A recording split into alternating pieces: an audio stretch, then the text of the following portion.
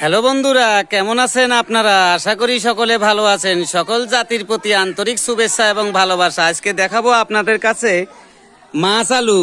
যে মাছ আলুটি মাটির নিচে হয়, এটি হলো মাছ আলু।